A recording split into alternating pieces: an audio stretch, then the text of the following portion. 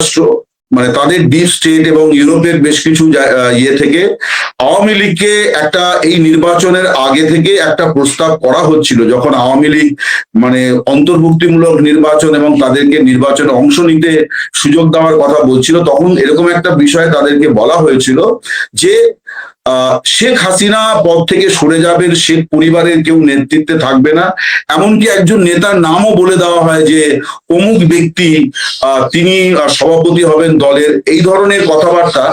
আমার ধারণা এইরকম একটা পরিস্থিতি থেকে জয় সেই কথাটি বলেছিলেন বলে আমার মনে হয়। কিন্তু আমি সেখানে একটা প্রশ্ন রেখেছিলাম যে জয় এই কথাটা তার মায়ের সঙ্গে আলোচনা করে করেছেন কিনা এবং তার মায়ের এই কথাতে সায় আছে কিনা, এটা নিয়ে আমার সংশয় আছে। শেখ হাসিনা আমাকে যে জবাবটা দিয়েছেন, আমার ধারণা এটা আমেরিকা বা ইউরোপের যারা এটা চাইছেন যে আওয়ামী লীগের নেতৃত্ব পরিবর্তন করে রিফাইন্ড আওয়ামী লীগ তারা তৈরি করে দেবেন, এটা তাদেরকে উনি একটা জবাব দিয়েছেন। ব্যক্তি এখানে বিরাট রোল প্লে করে। এখানে ব্যক্তি আমার মনে হয়েছে যে বাংলাদেশের রাজনীতিটা চর্চা করে যে সেটা শেখ হাসিনা, তিনি নিজে একটা সেতু বন্ধন করেছেন, একটা যোগাযোগ তৈরি করেছেন দলের সর্বস্তরে। উনি তো এখন ওয়ার্ড স্তরেও বৈঠক করেছেন, মানে এখন উনি যে বৈঠকগুলো করছেন বা বিভিন্ন গ্রুপে, হোয়াটসঅ্যাপ, সিগন্যাল, টেলিগ্রাম গ্রুপে, সেগুলো ওয়ার্ড এবং উপজেলা স্তরের বৈঠকগুলি করছেন। তো ফলে একটা তো যোগাযোগ উনি তৈরি করেছেন। ফলে উনি মনে করছেন যে উনি যখন সত্যি সত্যি একটা কোনো দিন ইয়ে করবেন এবং একটা কোনো সিদ্ধান্ত করবেন, তখন বাংলাদেশে একটা পরিস্থিতির জাগরণ হবে। এটা আমার ব্যক্তিগতভাবে মনে হয়েছে যে কেন উনি এই সিদ্ধান্তটি দিলেন, তার কারণ আইনত তো অনেকগুলি বাধা আছে। আর যেটা আমি বলছিলাম যে এই তুলনাটা তো হবে যে তারেক রহমান মোহাম্মদ ইউনূসের সরকারের কে সমর্থন দেওয়ার সূত্রে তিনি তার সব মামলা থেকে নিজেকে নিষ্কৃতি করেছেন। বিএনপির অন্য নেতারা তারা তাদের গুরুতর জামাতের নেতারা ফাঁসির আসামি, তারা নির্দোষ তকমা নিয়ে এসছেন। এটা সবই তো অন্তর্বর্তী সরকারে নিয়ে, সেখানে শেখ হাসিনা ফাঁসির সাজা মাথায় নিয়ে দেশে যাচ্ছেন। আমার মনে হয় ইট মিনস এ লট। হাসিনা সাম্প্রতিক কয়েকটি সাক্ষাৎকারে মাথা উঁচু করে দ্রুত দেশে ফিরবো কিংবা খুব শিগগিরই দেশে ফিরতে সকল প্রস্তুতি নেওয়ার জন্য তিনি দলীয় নেতাকর্মীদেরকে আহ্বান জানিয়েছেন, এমন সব খবর সংবাদ মাধ্যমে প্রকাশিত হতে থাকার পর বিশেষভাবে শেখ হাসিনা আগস্টের মধ্যেই ট্রাভেল পাসের আবেদন করতে পারেন, এমনও খবর বেরিয়ে আসার পর শেখ হাসিনার সাক্ষাৎকারগুলো নিয়ে ব্যাপক আলোড়ন সৃষ্টি হয়েছে খুব স্বাভাবিকভাবেই বাংলাদেশের রাজনীতিতে। এবং কি বদলে গেল যে শেখ হাসিনা এতটা আস্থার সঙ্গে এবং দৃঢ় আত্মবিশ্বাসের সঙ্গে খুব শিগগিরই তিনি দেশে ফিরবেন এই ঘোষণা দিচ্ছেন এবং এই নিয়ে তার দলীয় নেতাকর্মীদের প্রস্তুত হতে বলছেন এবং দল প্রস্তুত হয়ে উঠেছে বলেও সাক্ষাৎকারগুলোতে তিনি নিজেও ইঙ্গিত দিচ্ছেন। সেটা কি করে সম্ভব হলো, এই নিয়েও আলোচনা থামছেই না। এই দৃঢ় আত্মবিশ্বাসের কারণ কি এমন সময়ে, এই নিয়ে আলাপ করতে সাম্প্রতিক শেখ হাসিনার সাক্ষাৎকার নিয়েছেন ভারতের দ্য ওয়াল পত্রিকার নির্বাহী সম্পাদক অমল সরকার। অমল সরকার আমার সঙ্গে যুক্ত হয়েছেন। অমল সরকার, আপনাকে স্বাগত জানাই। সরকার, কি পাল্টে গেল? মানে আপনি তো এর আগেও শেখ হাসিনার সাক্ষাৎকার নিয়েছেন এবং শেখ হাসিনা কিন্তু এর আগে কোনো সাক্ষাৎকারে এতটা দৃঢ় আত্মবিশ্বাসের সঙ্গে তিনি শিগগিরই দেশে ফিরবেন কিংবা আনন্দবাজারকে যে বলেছেন মাথা উঁচু করে দ্রুত দেশে ফিরবেন, কিংবা বাংলাদেশের পত্রিকায় খবর এসেছে তিনি দলীয় ফোরামে বলছেন যে তিনি দ্রুত দেশে ফিরবেন এবং দল যাতে তাকে সেখানে স্বাগত জানানোর প্রস্তুতি গ্রহণ করে। তো এই সব বদলে গেল কি করে? মানে শেখ হাসিনা এই সময়টাকেই এর উপযুক্ত সময় হিসেবে নির্ধারণ করলেন কেন? দেখুন, আমার যেটা মনে হয়েছে প্রথমত হচ্ছে যে 17ই মে উনি ওনার যে প্রত্যাবর্তন দিবস, যেটা 1981, যেটা আওয়ামী লীগ তার দলীয় কর্মসূচি হিসেবে প্রত্যেক বছরই পালন করে, এবছর সেই দলীয় মানে ভার্চুয়াল বৈঠকে তিনি ভাষণটি এই দিয়ে শেষ করেছিলেন যে আমি দেশে ফিরে যাব, আমি বলছি যে আমার জন্য ফাঁসির মঞ্চ প্রস্তুত করুন, আমাকে আমি গিয়ে পৌঁছলে আমাকে কোন জেলে রাখবেন সেটা ঠিক করুন, আমার পাসপোর্ট আমাকে ফিরিয়ে দিন এবং আমাকে যে বিমান পৌঁছে দিয়ে গিয়েছিল সেই বিমান পাঠান, আমি ফিরে যাব। এখন এইটা হচ্ছে যে উনি এখানে একটা মেসেজ হচ্ছে যে উনি আসেননি, ওনাকে এখানে পৌঁছে দিয়ে যাওয়া হয়েছিল। ফলে উনি তারেক রহমানের সরকারকে বলছেন যে এখন একটি বিমান পাঠিয়ে আমাকে ফিরিয়ে নিয়ে যাওয়া হোক, কারণ একটি বিমান তো আমাকে এখানে পৌঁছে দিয়ে গেছে। ফলে ওনাকে পলাতক আসামি বলা যাবে না। এবার ওনার বিচার হয়েছে, ফলে উনি বিচার ফেস করবেন। এটা উনি কেন বলেছেন, দু তিনটি কারণ আছে বলে আমার মনে হয়। দেখুন, বাংলাদেশের রাজনীতিতে প্রত্যাবর্তন ব্যাপারটা যেমন দায়মুক্তি একটা খুব আলোচিত শব্দ, প্রত্যাবর্তন একটি আলোচিত শব্দ, শেখ হাসিনার ক্ষেত্রে প্রাণনাশও একটি আলোচিত শব্দ। উনি নিজেই বলেন যে ওনার 19 বার প্রাণনাশের চেষ্টা হয়েছে। ওনার জীবনে ইতিমধ্যে দুটি প্রত্যাবর্তন হয়েছে, 81 সালটা তো আমরা জানি, এবং এই সাক্ষাৎকারে উনি তিনটি প্রত্যাবর্তনের প্রেক্ষাপট এবং উদ্দেশ্য ব্যাখ্যা করেছেন।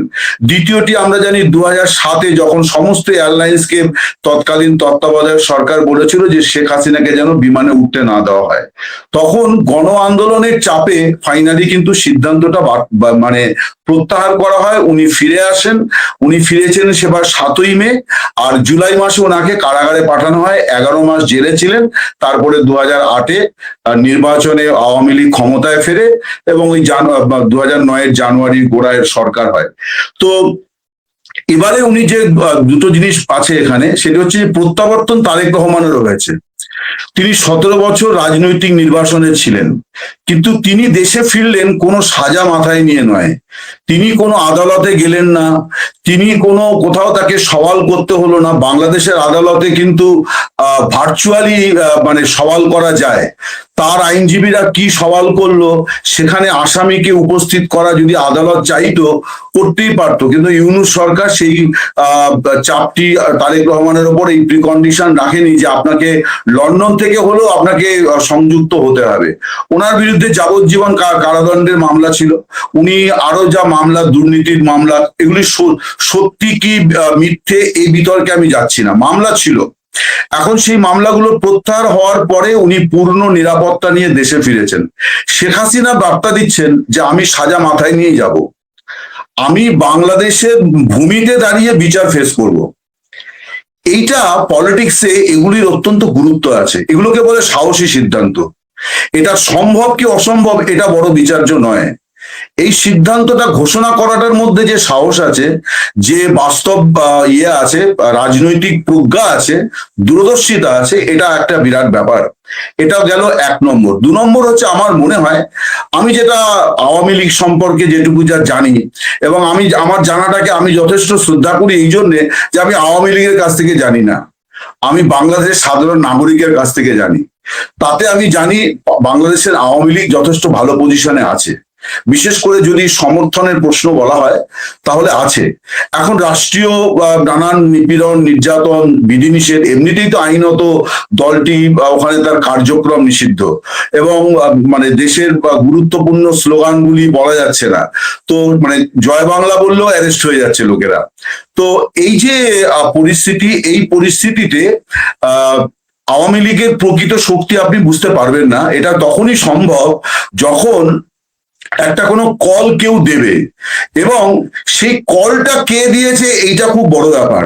বাংলাদেশে আমি যখন ভোটের সময় গিয়েছিলাম তখনও আমি কোনো আওয়ামী লীগের নেতার সঙ্গে আমার কথা হয়নি, আমি কারোর সঙ্গে, কিন্তু আমি কমন পিপলের সঙ্গে কথা বলে দেখেছিলাম যে মানুষ কিন্তু আছে, এবং তারা তাদের মধ্যে এক প্রকার মানুষ যেমন আছে যে ঘৃণা প্রকাশ করে, আবার একটা বড় অংশের মানুষের মধ্যে আমি অনুশোচনা দেখেছি।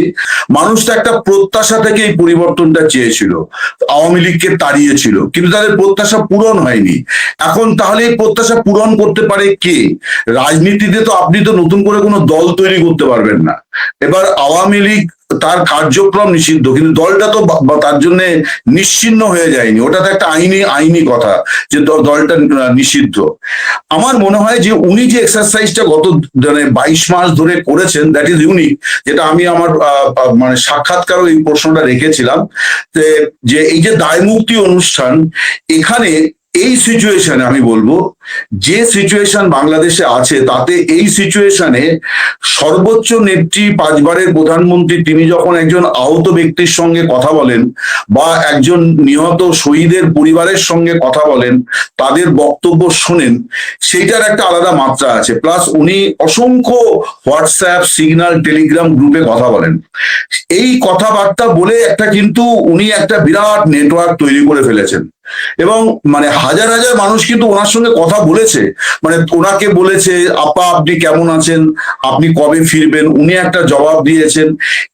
এটা আমি বলবো যে পলিটিক্সে এই যে সেতু বন্ধন, আমি বলবো যে এই যে শিখর থেকে তৃণমূলে, যেটা আমার স্টোরিতে আমি লিখেছি, শিখর থেকে তৃণমূলের যে সরণি উনি গড়েছেন, সেই সরণি দিয়েই উনি হাঁটার চেষ্টা করছেন। এটা শেখ হাসিনার ইউনিক এক্সারসাইজ আমি বলবো, যে এইটা উনি ভেবেছেন। কারণ দেখুন, তারেক রহমানও ভার্চুয়ালি মানে দল চালাতেন, কিন্তু উনি উনি এত শক্ত করে বেঁধে ফেলেছেন সেতুটা, কি শেখ হাসিনা এরই মধ্যে এতটাই শক্ত করে বেঁধে ফেলেছেন যে হ্যাঁ, যে মানে সাক্ষাৎকারের ঘোষণায় তিনি বলছেন যে তিনি খুব দ্রুতই ফিরবেন এবং ফিরতে তিনি প্রস্তুত। হ্যাঁ, আমার মনে হয় দেখুন, এটার মধ্যে ঝুঁকি আছে, এটা সম্ভব কি অসম্ভব এই বিষয়গুলো কিন্তু আছে। প্রথমত হচ্ছে যে উনি বাংলাদেশ সরকার না চাইলে তো উনি ফিরতে পারবেন না। আবার ভারত সরকার প্রত্যর্পণের প্রশ্নে ভারত সরকারের অনেক আইনি বিধিনিষেধ আছে। যার মৃত্যুদণ্ড হয়েছে, ইনি তো কোনো দাগি ক্রিমিনাল নন, ওনার বিরুদ্ধে মামলাগুলি রাজনৈতিক মামলা। তো ভারত সরকার তারেক রহমানের সঙ্গে যত ভালো সম্পর্ক যদি হয় ভবিষ্যতে, তাহলেও শেখ হাসিনার প্রত্যর্পণটা ভারত সরকারের কাছে মোটেই জল ভাত বিষয় হবে না। যে এইটা কোনো কন্ডিশন হবে না যে আপনি শেখ হাসিনাকে ফেরত দিন, তার বিনিময়ে আমরা অমুক দাবিটা প্রত্যাহার করে নিলাম, এটা হবে না। তার কারণ এটা সম্ভব নয়। তার কারণ আমাদের দেশে, আমি ভারতের কথা বলছি, আমাদের দেশে মানে ব্যাংক লুট করা লোকজন, তাদেরকেও আমরা ইউরোপ থেকে আনতে পারছি না। তার কারণ সেই সব দেশ বলছে যে ভারতের জেলখানাগুলি যথেষ্ট মানব বান্ধব নয়। তো এই সমস্যা আছে এবং আন্তর্জাতিক নিয়ম কানুন আছে যে আপনি মৃত্যুদণ্ড প্রাপ্ত আসামিকে পাঠাবেন, সেখানে তার ন্যায় বিচার আপনি কি করে নিশ্চিত করবেন? এই বিষয়টা তো তাহলে বাংলাদেশের বিচার ব্যবস্থার একটা বড় রিফর্মস হতে হবে। তারপর সেই রিফর্ম বিচার ব্যবস্থা অন্তত 10 থেকে 20 বছর সেইভাবে চলবে, তখন আপনি একটা আস্থার জায়গায় পৌঁছতে পারেন যে বিচার ব্যবস্থাটা বদলেছে। তাহলে তো সম্ভব নয়। ফলে আমার মনে হয় না ভারত সরকারের পক্ষে এটা সম্ভব। প্লাস ভারত সরকারের ডিপ্লোম্যাসির জন্য এটা কোনো সঠিক বার্তা হবে না। তার কারণ শেখ হাসিনা এই উপমহাদেশে তার রাজনীতি, তার দেশে তার অনেক অভিযোগ আছে। দেশের মানুষের অভিযোগগুলোকে আমি সাক্ষাৎকারে স্পষ্ট করে বলেছেন যে মানে তার দেশে ফেরার সিদ্ধান্ত একান্তই তার। শেখ হাসিনা যেমন আপনার সঙ্গে সাক্ষাৎকারে সেটা স্পষ্ট করে বলেছেন, আপনার নিশ্চয়ই মনে আছে ডিসেম্বরে এস জয়শঙ্কর এক সাক্ষাৎকারে পরিষ্কারভাবে বলেছেন যে শেখ হাসিনা কবে দেশে ফিরতে চান সে সিদ্ধান্ত তার। এবং মানে আমার বিভিন্ন সূত্র বলে শেখ হাসিনা তো ভারত সরকারকেও জানিয়েছেন যে তিনি দেশে ফিরতে চান। তাহলে কি আসলে ভারত সরকার প্রত্যর্পণ করবে না, কিন্তু মানে তাকে কি আসলে আটকে রাখা যাবে? না, আমার মনে হয় সেটা হচ্ছে যে এখানে মানে উনি যদি ফিরতে চান, মানে ফেরার উদ্যোগ নেন, এই বিষয়গুলো যখন উনি ফাইনাল ডিক্লেয়ার করবেন, তখন আমার ধারণা বাংলাদেশে একটা বড় ধরনের মানে শুরু হবে। মানে আওয়ামী লীগের বিয়েরা তারাও খানিকটা নির্ভয়ে পথে নামবে এবং সেটা একটা এমন চাপ, এমন পরিস্থিতি তৈরি করবে যে ওনাকে মানে ঢাকায় ওনার বিমানটা ল্যান্ড করতে দেওয়া, যেটা জিয়াউর রহমান একটা সময়তে দীর্ঘ সময় ভারত সরকারের সঙ্গে কথাবার্তার অনেক পরে উনি ফাইনাল পারমিশনটা দিয়েছিলেন। উনি রিয়ালাইজ করেছিলেন যে সিচুয়েশনটা কি হতে পারে যদি না দেওয়া হয়। তো 2007-এও তাই হয়েছিল। ফাইনালি তত্ত্বাবধায়ক সরকার, তারা তো রাজনৈতিক সরকার ছিল না, তারাও কিন্তু ওই নিষেধাজ্ঞাটা প্রত্যাহার করেছিল যে ফিরতে দেওয়া। এই ফিরতে দেওয়া নিয়ে কিন্তু কোনো নিষেধাজ্ঞা নেই। এখানে আছে হচ্ছে একটি আইনি বিষয়, সেটা হচ্ছে যে প্রত্যর্পণ নাকি ওনার প্রত্যাবর্তন। প্রত্যর্পণ একটি আইনি উপায়, আর উনি বলছেন আমি প্রত্যাবর্তন করতে চাই। তো এইখানে একটা রাজনৈতিক ব্যাটল হবে বলে আমার মনে হয়, যেটা আওয়ামী লীগ মনে করছে যে এই বছরের মধ্যে তারা সেই জায়গায় পরিস্থিতিটাকে নিয়ে যেতে পারবে যেখানে বাংলাদেশের অভ্যন্তরে একটি এমন রাজনৈতিক অস্থিরতা তারা তৈরি করতে পারবে। আমি বলছি যে অস্থিরতা ইন দ্য সেন্স, আমি বলতে চাইছি যে মানে এমন একটা মুভমেন্ট তারা তৈরি করতে পারবে যেখান থেকে এই তার মানে প্রত্যাবর্তনের ওপরে কোনো মানে বিধিনিষেধ থাকবে না, উনি ফিরে যাবেন। এবার উনি ফিরে গেলে উনি তো আদালতে যাবেন, উনি জেল হবে। এবার সেই জেলটা সরকারি জেল হবে নাকি কোনো অতিথিশালায় রাখা হবে, বা পরবর্তীকালে উনি যদি মানে কোনো অসুখ বিসুখের হয় তাহলে খালেদা জিয়ার মতো তিনিও বাড়িতে থাকবেন কিনা, সেটা একটা লম্বা প্রসেস। আমার মনে হয় শেখ হাসিনা যে সিদ্ধান্তটা করেছেন টু সেভ আর পার্টি, তার কারণ ওনার তো অনেক বয়স হয়েছে, ওনার অনেক বয়স হয়েছে, 78 79 ওনার বয়স। এখন যত বিলম্ব হবে তত কি হবে, পার্টির মধ্যে এই যে চ্যালেঞ্জ নেওয়ার বিষয়টা, এটার মধ্যে একটা স্থবিরতা চলে আসবে এবং দলটাকে ভাঙানোর চেষ্টা হবে। অলরেডি কিছু কিছু এরকম হয়েছে যে বিএনপি জামাত তারা নানানভাবে প্রভাব তৈরি করছে, কারণ আওয়ামী লীগ তো একটা বড় পলিটিক্যাল ফোর্স, এটা নিয়ে তো কোনো সন্দেহ নেই। তার অত পার্সেন্ট ভোট আছে এবং প্রচুর মানুষ ওই দলের ইডিওলজির ওপর তাদের একটা আস্থা ভরসা আছে। এখন এইটা আপনি যত বিলম্বিত হবে, এটা মানে এটা দুর্ভাগ্য বলা যেতে পারে, আবার এটাকে আরেকদিকে বলা যায় যে এইসব দলের এটাই সৌভাগ্য যে ব্যক্তি এখানে বিরাট রোল প্লে করে। এখানে ব্যক্তি আমার মনে হয়েছে যে বাংলাদেশের রাজনীতিটা চর্চা করে, যে সেটা শেখ হাসিনা। তিনি নিজে একটা সেতু বন্ধন করেছেন, একটা যোগাযোগ তৈরি করেছেন দলের সর্বস্তরে। উনি তো এখন ওয়ার্ড স্তরেও বৈঠক করেছেন, মানে এখন উনি যে বৈঠকগুলো করছেন বা বিভিন্ন গ্রুপে, হোয়াটসঅ্যাপ, সিগন্যাল, টেলিগ্রাম গ্রুপে, সেগুলো ওয়ার্ড এবং উপজেলা স্তরের বৈঠকগুলি করছেন। আপনি ভালো জানবেন যে এগুলো ঠিক কোন স্তরের, মানে ওই স্তরের নেত্রীর উনি কিন্তু সেটা করছেন।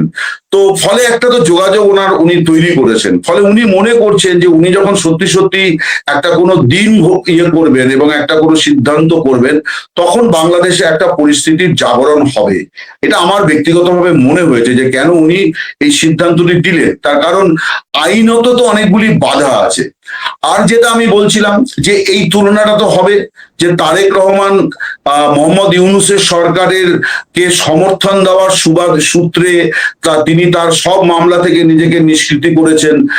বিএনপির অন্য নেতারা তারা তাদের গুরুতর জামাতের নেতারা ফাঁসির আসামি, তারা নির্দোষ তকমা নিয়ে এসছেন।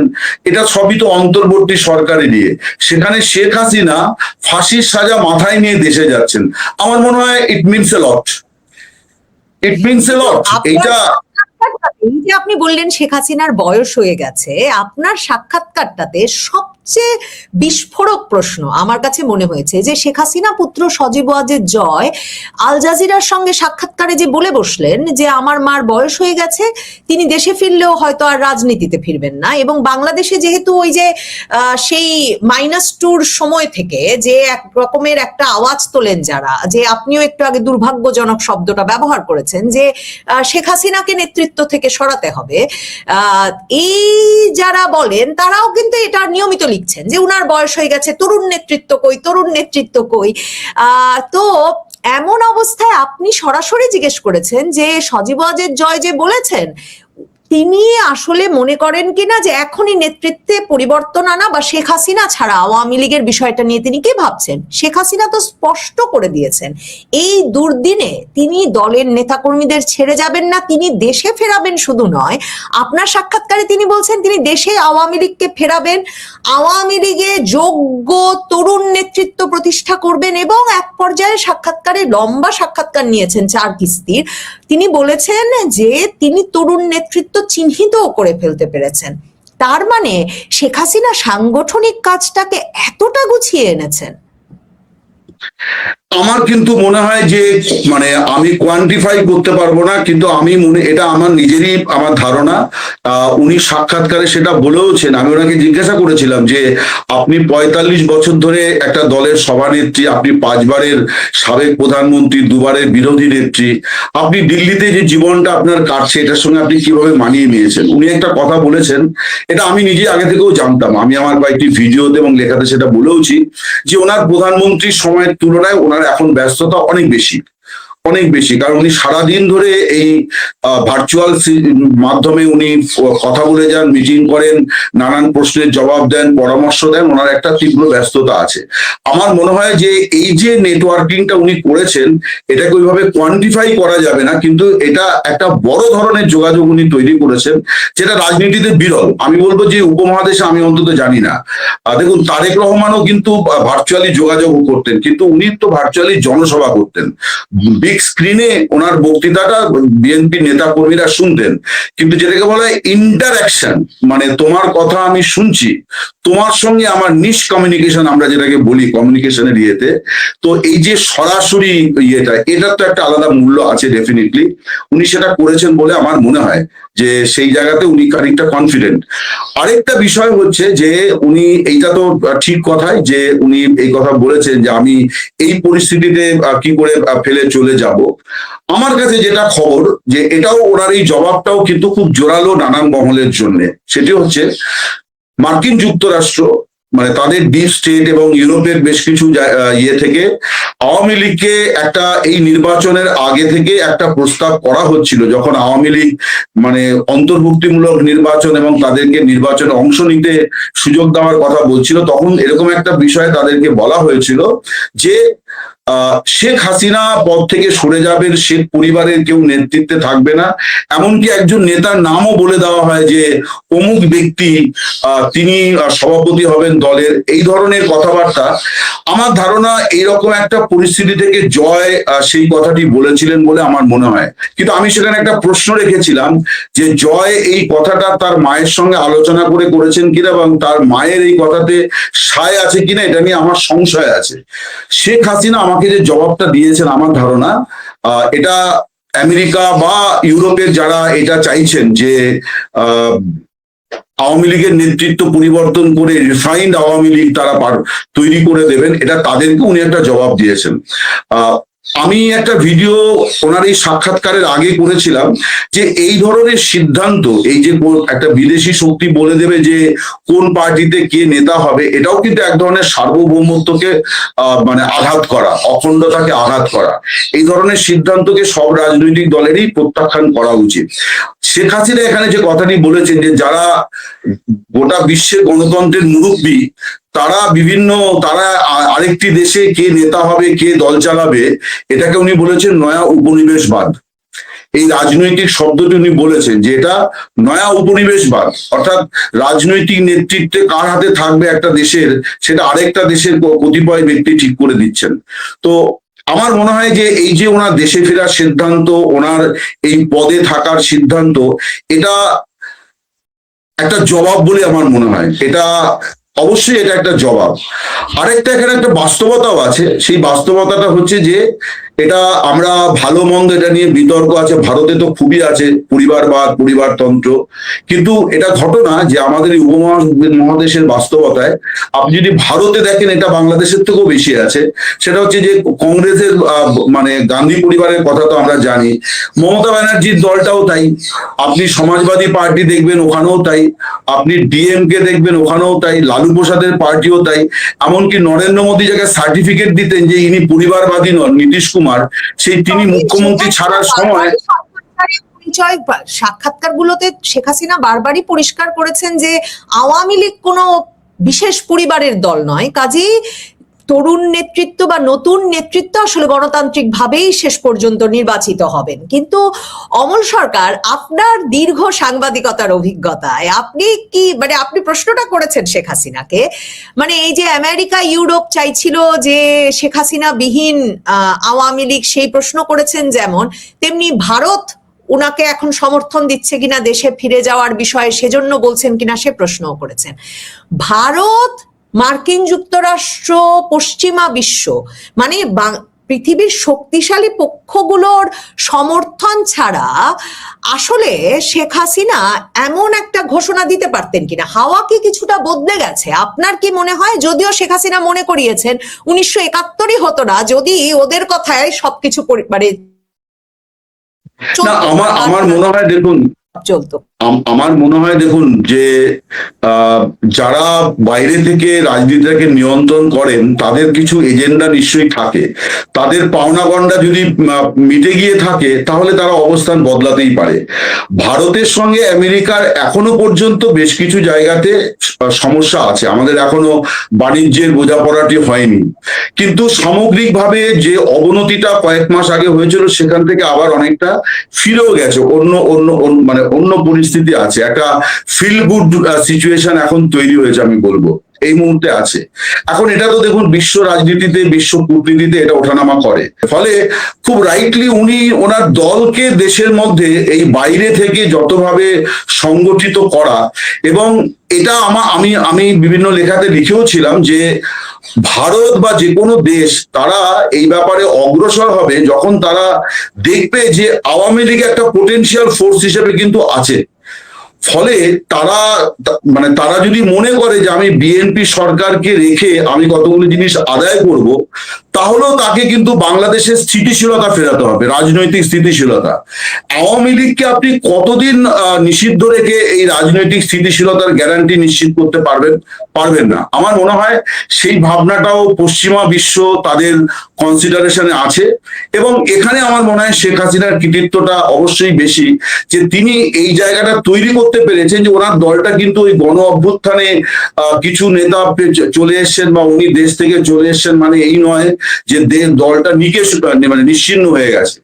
এখন তো এটা নন আওয়ামী লীগ লোকেরাও বাংলাদেশে বলছেন, অনেকেই তো বলছেন, যে এমনকি তৌহিদ হোসেনের আপনি যদি দেখেন সাক্ষাৎকারটি, উনি তো বলেছেন যে নেক্সট নির্বাচন যখনই হবে আওয়ামী লীগ তাতে অংশ নেবে বলে আমার মনে হয়।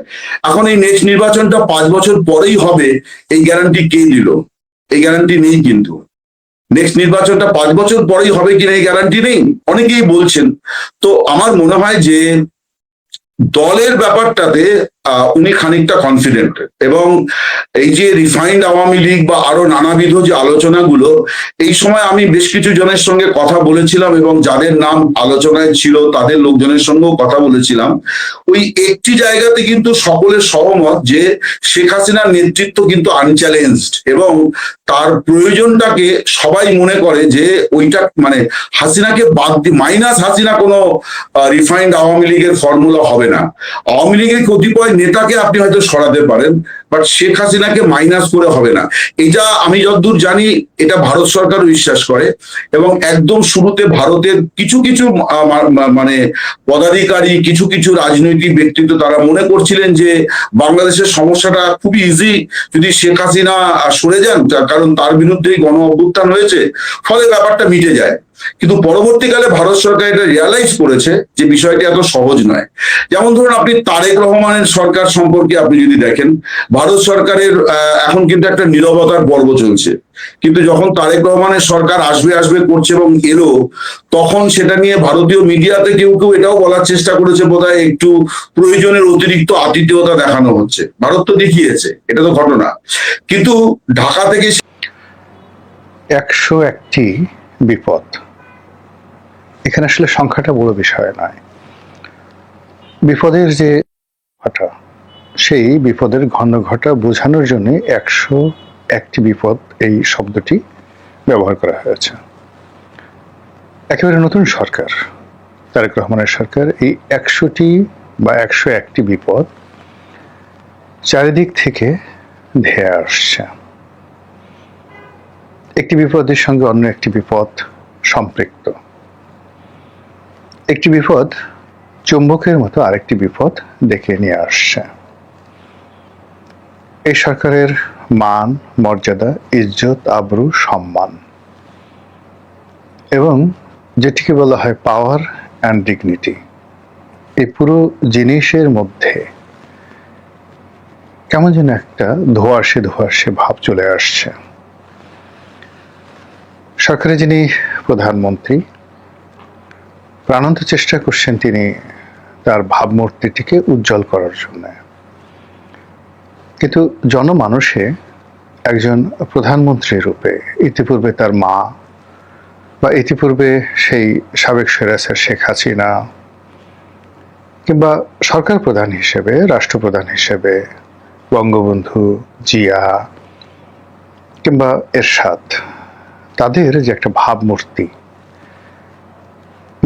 বা তাদেরকে দেখলে, তাদের কথা শুনলে যে মানুষের মধ্যে রাজপুরুষ সম্পর্কে, রাজনীতির প্রধান ব্যক্তির সম্পর্কে যে ধরনের একটা সম্ভ্রম, সেই সম্ভ্রম তৈরি হয়ে যেত, সেটি এ জামানাতে হচ্ছে না। হয়তো সামনে হতে পারে, আবার নাও হতে পারে। হতে পারে এই কারণে যে 17টি বছর তিনি এক্সাইলে ছিলেন।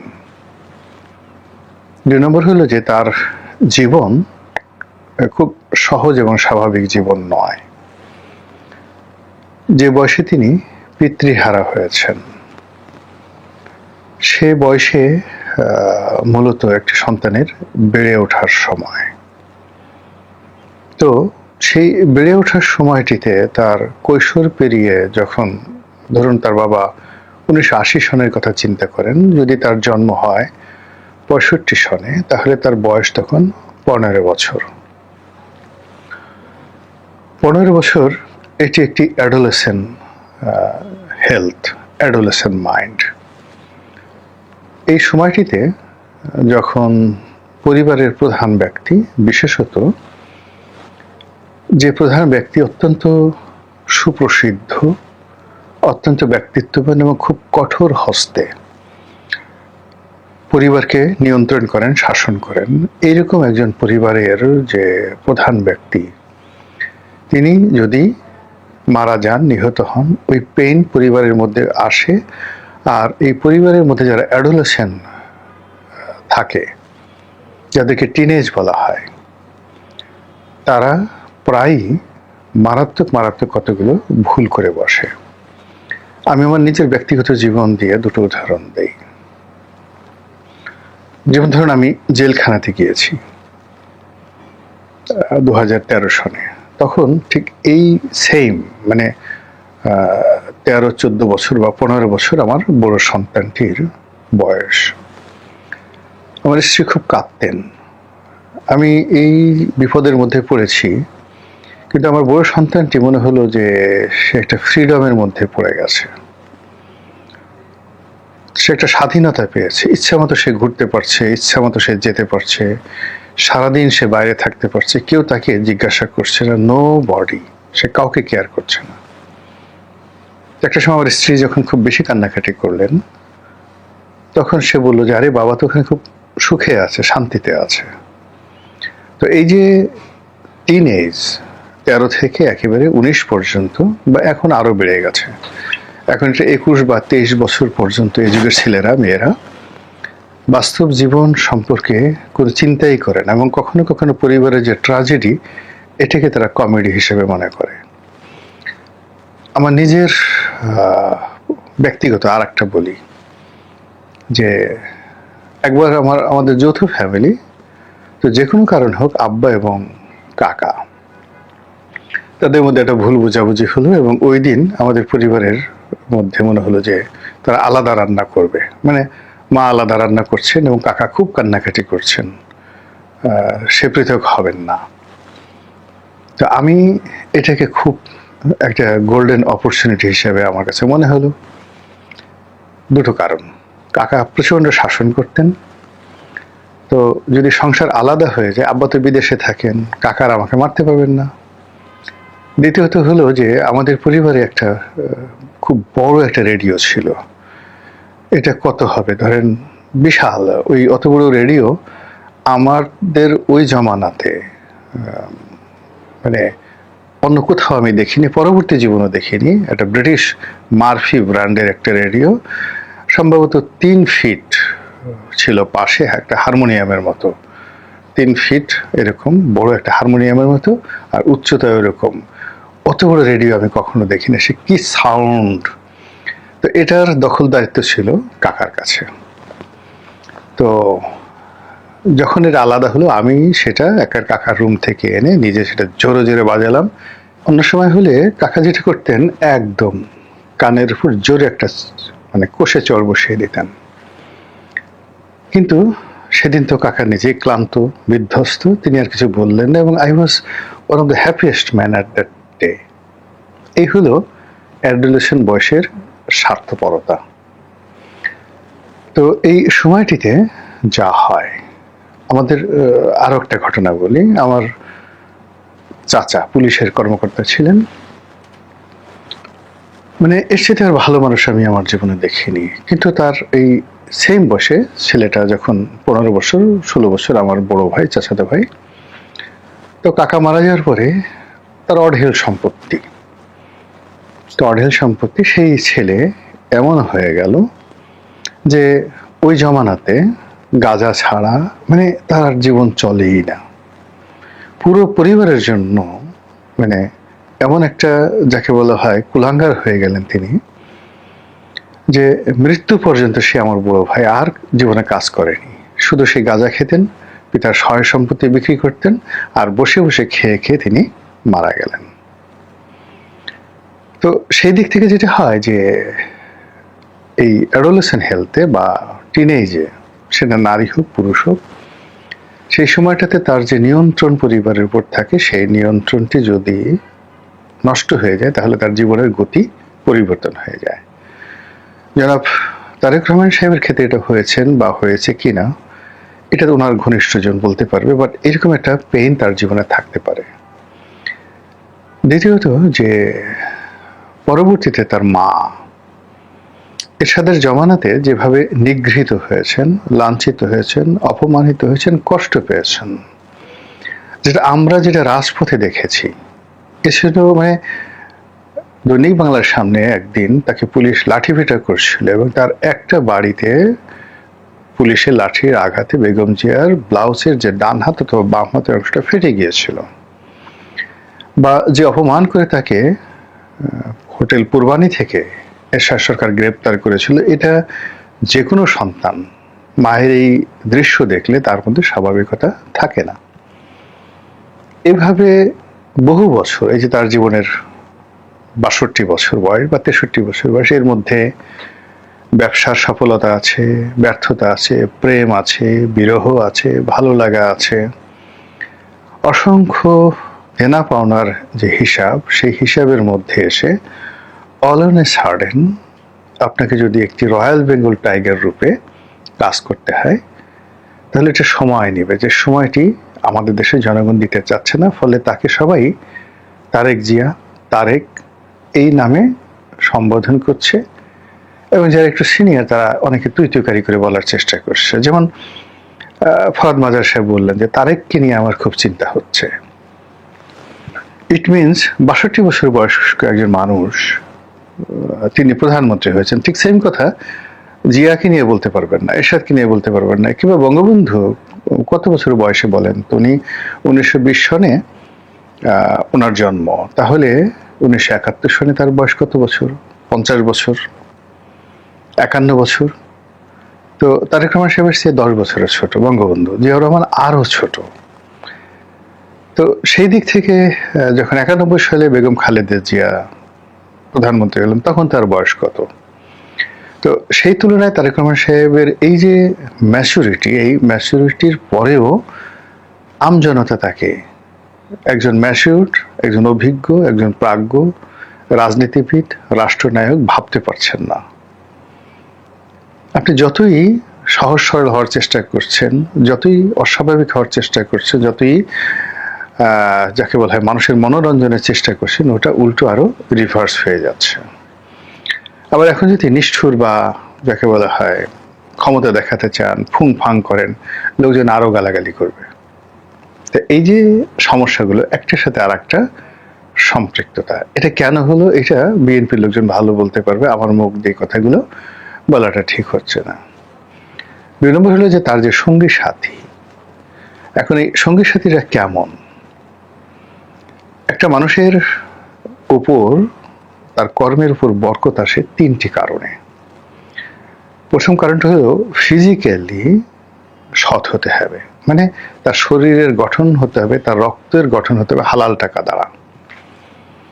2 নম্বর হলো জেনা, ব্যভিচার, মদ্যপান, এই সকল মন্দ কর্মের কারণে তার শরীরের যে ফিজিক্স, এই ফিজিক্সের মধ্যে কোনো রকম নেশা তৈরি হবে না।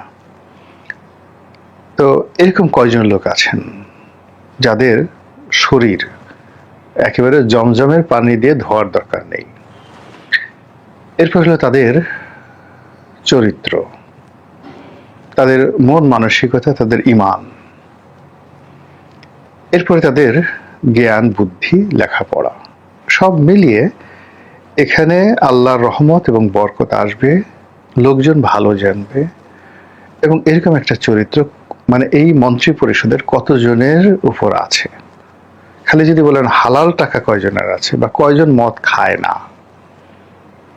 বা কয়জন জুয়া খেলেনি, কয়জনের জীবনে যৌনতা সংক্রান্ত কোনো পারভার্সন নেই, এটার উপরে কিন্তু এই সরকারের রহমত এবং বরকত নির্ভর করছে। গেল 2। 3 নম্বর হলো যে পরিপক্কতা, রাজনীতির কৌশল, পরিপক্কতা এবং কানেক্টিভিটি। বাংলাদেশে যে সকল বিএনপির নেতৃবৃন্দ রয়েছেন বা এই বিদেশ থেকে খলিলুর রহমান সাহেবরা আছেন, এদের সবচেয়ে বড় ব্যাপার হলো যে সমাজের সর্বস্তরে এদের কারোরই ভালো কানেক্টিভিটি গত 17 বছরে তাদের ছিল না। আগে ছিল যখন তারা মন্ত্রী ছিলেন, কিন্তু ইন জেনারেল ধরুন আমি জাতীয় পার্টির কয়েকজন লোকের নাম বলি: মুজিবুল হক চুন্নু, কাজী ফিরোজ রশিদ, রুহুল আমিন হাওলাদার, আনিসুল ইসলাম মাহমুদ। এই মানুষগুলো দেখেন 1982 সন থেকে আজকের দিন পর্যন্ত তারা যে মানুষগুলোর সাথে সম্পর্ক রক্ষা করেছে, ক্ষমতায় থাকতেও রক্ষা করেছে, ক্ষমতা চলে যাওয়ার পরে তাদের সঙ্গে সেই সম্পর্কটা রক্ষা করেছে। যেমন ধরেন আইনমন্ত্রী ছিলেন মুজিবুল হক চুন্নু। অনেক রাতে আমার একটা প্রয়োজন হলো, অনেক রাতে, তো সে আমার ডিপার্টমেন্টের বড় ভাই, আমি সঙ্গে সঙ্গে তাকে টেলিফোন করলাম। সে সেই রাতে রেসপন্ড করলেন এবং তখনই একজন ডিস্ট্রিক্ট জাজের বদলি নিয়ে ব্যাপার ছিল বা সমস্যা ছিল,